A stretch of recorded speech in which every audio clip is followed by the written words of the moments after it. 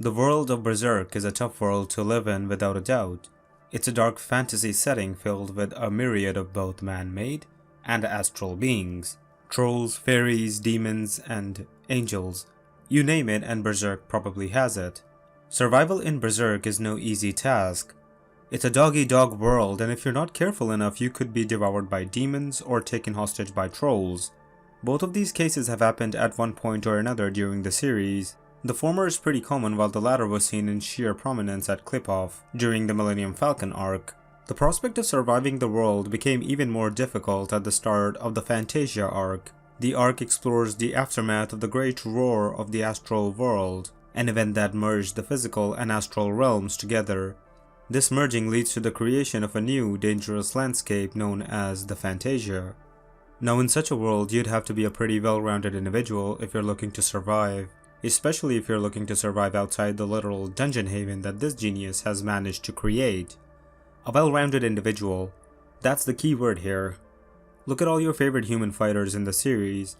They're either adept at using their brains or their bronze, or both, to survive. Our protagonist, Guts, is a man who uses both his brains and bronze, often creating a balance between the two, but always coming off as though he's using the latter a bit too much. Serpico is the perfect example of an individual who uses both sheer strategy and adept fighting prowess to fight and survive in the world. We also have Isidro. While he is kind of a comic relief, he is still nonetheless pretty smart when it comes to his age. Hell, I can cut my mans a lot of slack because he rode on top of Mozgoose like a boss. There are other examples of this outside the main story with Rickert, Silat, the Bakiraka fighters, and Daiba. The main point that I'm trying to discuss is that, in the face of absolute unreal terror, these guys fight the good fight and aren't frozen by fear or apprehension. But these are characters who have been fighting for a long time. What about the normal everyman who hasn't seen such terror and witnesses it for the first time? What is their response to the whole situation? Within the realm of Berserk, there are two characters who answer that question, both in their own unique manner. The characters that I'm talking about are Magnifico di Vendimion and Roderick of Staufen. In response to seeing apostles for the first time, both of these characters had their respective responses. First off, let's get the reaction of Magnifico out of the way so we can fanboy over Roderick in this video. His response to seeing apostles was a pure scaredy cat reaction. Upon seeing more astral creatures, his response was that of the prophet motive fueled by none other than the Monopoly Man himself. So we can clearly see that Magnifico di Vendimion represents the worst of the nobility in Berserk. Well, there's one that's much worse, but yeah, Magnifico is kind of an ass too. Now let's move on to Roderick, or more like, Broderick. Yeah. Roderick de Staufen makes his initial appearance in the world of Berserk as part of a plan devised by Magnifico di Vendimion. Magnifico, being the scumbag that he is, aims to gain recognition from his father by arranging a marriage between Roderick and his sister, Farnese. Look at that majestic introduction, it's beautiful. But here's the thing, this introduction and the events surrounding it made me feel as though he'd be akin to Gaston, not that one, from Beauty and the Beast, because he's Magnifico's friend, and he gave off some douchey vibes. But hey, I was wrong. Right off the bat, Roderick calls into question Farnese's past by calling her names like the Vendimion Devil Child and the Wandering Princess. Upon gaining acknowledgement from Farnese that yes, that she has those names, Roderick grabs her by her shoulders and says, "You are interesting."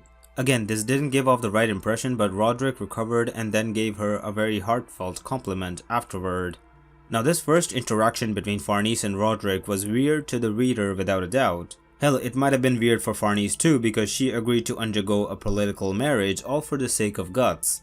But while Roderick did give off the vibe of a playboy and a douchebag, his whole monologue on roses gave him off to be a very sophisticated person who has somewhat of a philosophical side to him. The best scene of that whole interaction though was this. Just look at this mad lad just munching away, he doesn't care one bit. The next time we see Roderick, he's attending a party hosted by the Vendimion family, and talking to Magnifico, commenting on the state of the world, Midland, and their youth, and what they can accomplish in the world. It's found that both Magnifico and Roderick have been despaired by their families for their higher ideals. They've been cast aside essentially as heretics. Roderick dreams of traversing the open seas, He believes that gone are the days of fully mapped inland seas, but the era is that of the raging open ocean. He says he who opens the unknown sea routes and sets foot on unexplored lands is the one who conquers the new age. To a certain degree, he's correct in his analysis. However, at this point, even Roderick doesn't know how much the world is about to change because of Griffith. At this point, he gains more philosophical depth as a character because of his dreams to traverse the open seas and make a name for himself. Though Magnifico is equally ambitious in his dreams, Roderick is the one who's actually less scheming in his approach towards that dream. He has what are called simple observations of the changes taking place in the world and wants to adapt, improvise, and overcome. This point is put into perspective when a seemingly obedient Farnese arrives and is instantly asked to a dance by Roderick. The mad lad literally interrupts Magnifico's declaration of his plans to overthrow his father and goes to Lady Farnese asking her to dance. What a gentleman. Even Farnese's mother remarks that he is nice, but mischievous in his own ways. The next panel we see an elegant Roderick dancing with Farnese while Farnese's mother warns Magnifico that Farnese is not the kind of person who's complacent within the political schemes of men. After that, Guts' party, looking like an absolute circus troupe, arrives to confront Farnese. In the backdrop of these scenes, the Kushans are using their Pisacha to plan an attack on the Vandemion family and the other nobles present in that party. This is the point where Roderick's eyes open up to the changing times. The next time we see Roderick in the arc is at that same ball. Farnese's father, Federico di Vandemion, has made his entry, and Magnifico is about to put his plans into action.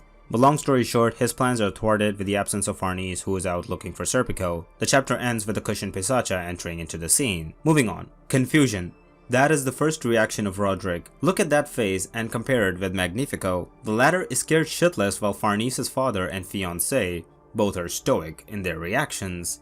But I'm getting ahead of myself. He's kinda surprised at these giant tigers, but being the literal Chadrick that he is, he says, "You two, stand back," and is the first human there to draw his sword to fight. This is an aspect of his personality that I absolutely love. Instead of backing down or experiencing flight, Chadrick goes into flight mode. When Farnese helps deflecting the Tiger Pisacha, he looks surprised at the confidence that the young lady has. Then, Saitama arrives and the chapter ends.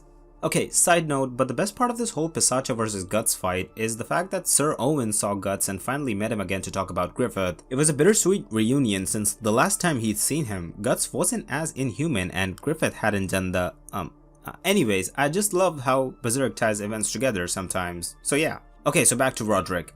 Roderick's first reaction to seeing Guts fight against the Pisacha is one of absolute shock. It's a given since everyone there is in shock at seeing Guts being the way that he is. After seeing Guts and his comrades take on the beast of the Kushan, Roderick comes into the party and surprises Guts by swinging his sword. Chadrick doesn't back away, he confidently asks Guts, "You know Farnese then, do you?"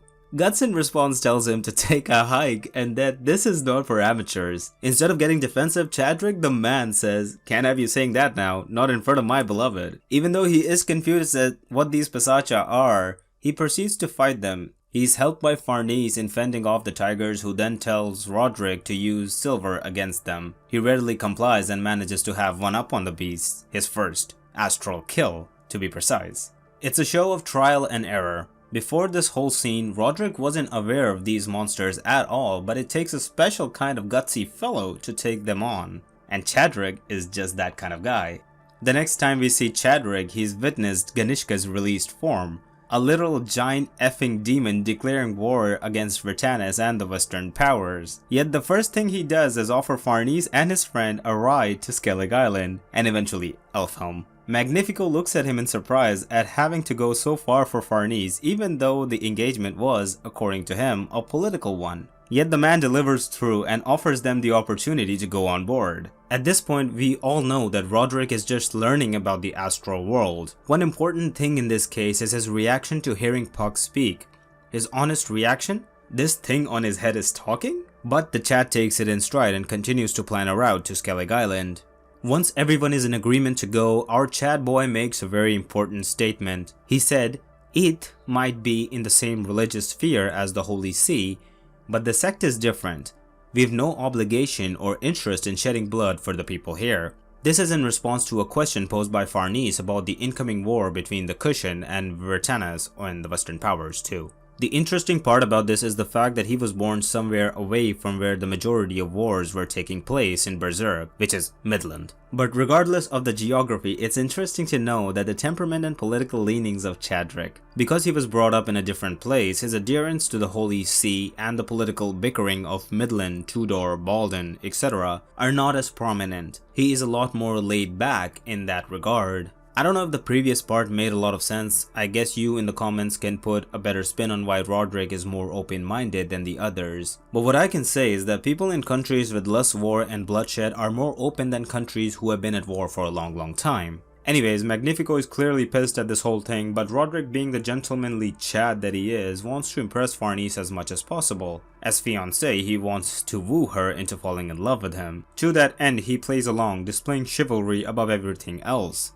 Considering Guts to be a person that Farnese is infatuated with at some level, if not love, Chadrick decides to give a brotherly, "Nice to meet ya, chief," to Guts. So off they go towards Vertanis Harbor. By the way, this is chapter 263, also the chapter where Sir Owen meets Guts and asks him about his past and Griffith's return. It's a weirdly desensitizing moment for Guts to remember his past. He can only think and say, "Those guys are gone now," referring to his former comrades.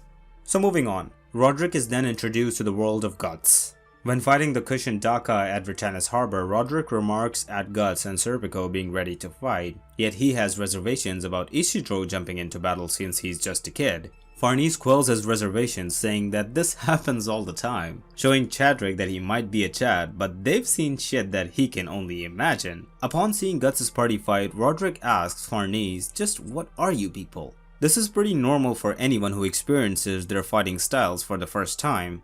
But Chadrick doesn't harbor any particular grievances with Farnese and the gang using magic or overly sized swords. Instead, he tells Magnifico that his sister's shore is incredible. I guess you could say that in seeing Farnese exercise her agency and independence, he's actually happy. It only takes a few seconds before his surprise wears off and he aims to guide the gang. Now these two characters, Magnifico and Roderick, are polar opposites of one another. One is a burden on the gang while the other tries to be as resourceful as possible. I believe that is the thing that makes Roderick so good, that even in the face of such unreal calamities, as a human being, he doesn't stop moving forward. Moving on with our discussion on the chattiest chat of them all, the moment Roderick gets a handle on the situation, he acts. Seeing a little boy like Isidro engaged in battle against both Daka and Pisacha, he steps in and saves him. When Isidro, being the person that he is, says that it'd be safer to keep quiet and keep back, Roderick simply says, "We can't have that," and attempts to fight off the Kushan monsters, again with style. But that isn't the highlight of the chapter. Guts fighting the Veiled Pisacha takes the limelight from every other character and gives it to Guts. This inhumanity prompts Roderick to simply ask an age-old question: is Guts a monster? To which Isidro replies, "Some would say." The last panel of chapter 266 firmly cements Roderick in the fighter party of Guts as he's shown alongside Guts, Serpico, and Isidro. The next few chapters sees him marvel over the power of Shirake. Considering that he's never seen magic before, he is surprised without a doubt. But that's the surface of things to come.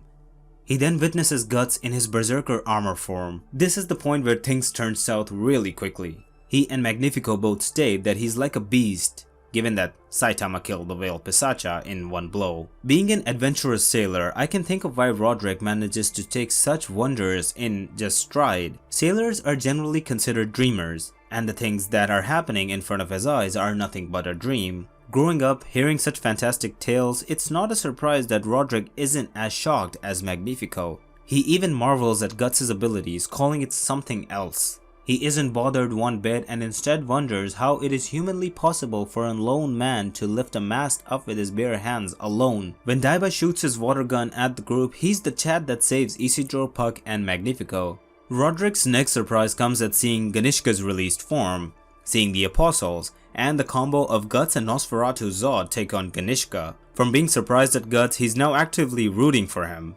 When Guts refuses the temp employment that Ganishka offers, he marvels at the audacity of Guts to challenge a man like that. After the fight, he pulls Guts into a boat and then leaves Vertanis Harbor.